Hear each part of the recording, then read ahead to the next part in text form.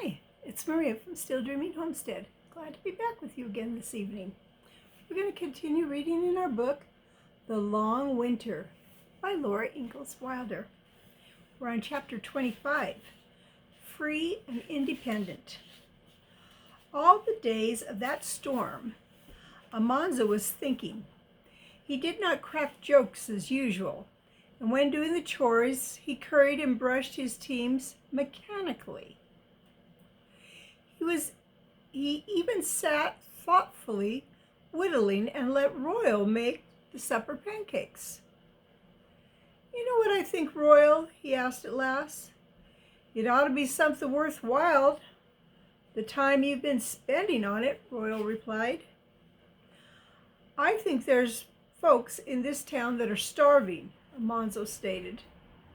"Some are getting pretty hungry, maybe," Royal admitted, turning the pancakes. "I said starving," Almanzo repeated.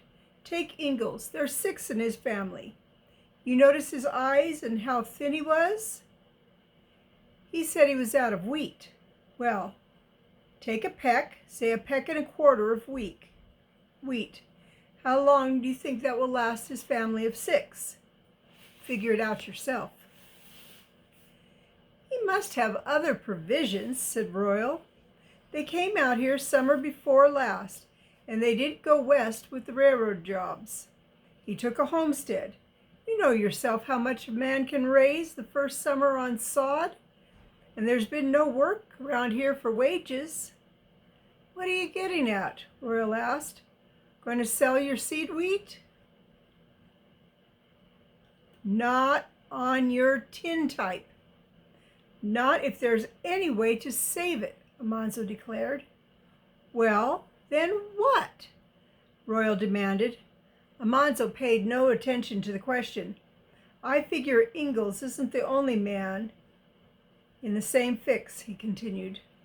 Slowly and methodically, he reckoned up the supply of provisions in town when the train stopped running, and named the families that he had reason to believe were already running short.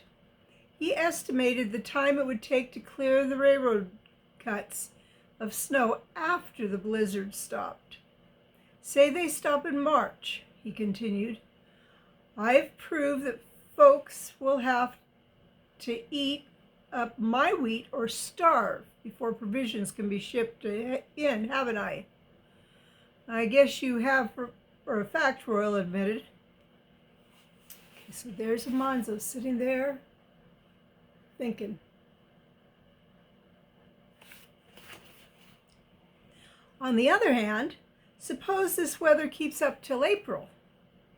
That old Indian predicted 7 months of it, don't forget. If trains aren't running before April, or if they don't bring in seed wheat before then, I've got to save my seed wheat or lose a whole year's crop." "Looks that way," Royal admitted. "And to top that, if trains don't run early in April, folks will starve anyway, even if they've eaten up my wheat." "Well, come to the point," said Royal. "This is the point. Somebody's got to go get that wheat that was raised south of town." Royal slowly shook his head. "Nobody'll do it. It's as much as a man's life is worth." All at once, Almanzo was cheerful again. He pulled up to the table, lifted a stack of pancakes into his plate. "Oh well, why not take a chance?" he asked gaily, pouring molasses over the steaming pile. "You can't sometimes, most always tell." 40 miles, Royal said. "Go out on these prairies looking for a needle in a haystack 20 miles and back? Man alive, you know yourself nobody can tell when a blizzard will hit. We've had no more than one clear day at a time since this whole thing started. More often, only half a day. It can't be done, Manzo. A fellow wouldn't have a chance of a snowball in Hades." Somebody's got to do it, Amanzo replied reasonably. I proved that. Yes, but gee willikins, said Royal. Be sure you're right, then go ahead, Amanzo quoted their father. Better to be safe than sorry, Royal retorted with their mother's saying. Oh well, you're a storekeeper, Roy, Amanzo returned. A farmer takes chances. He has to.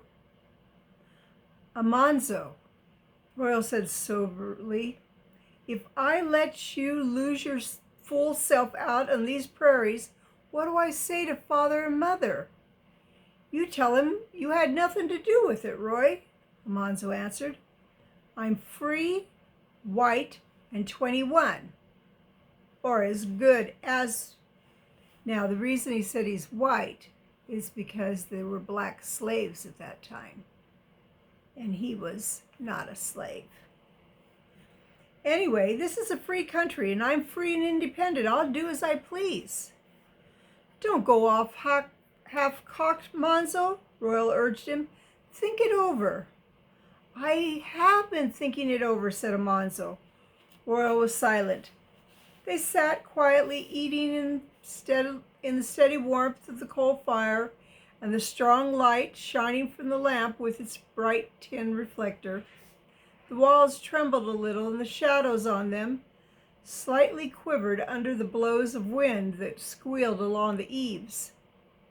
Split, shrieking at the corners, and always roared like a waterfall.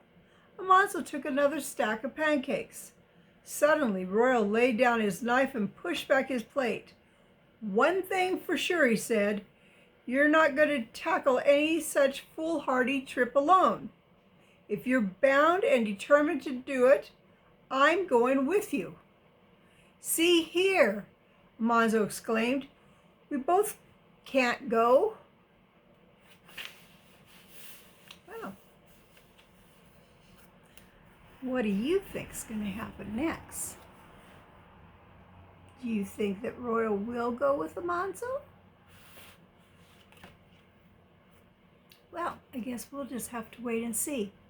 Well, it's Maria from Still Dreaming Homestead. I want to pray blessings on you and yours, in your house and out of your house, in the day and in the night. And whatever you do, keep dreaming. Good night. God bless you.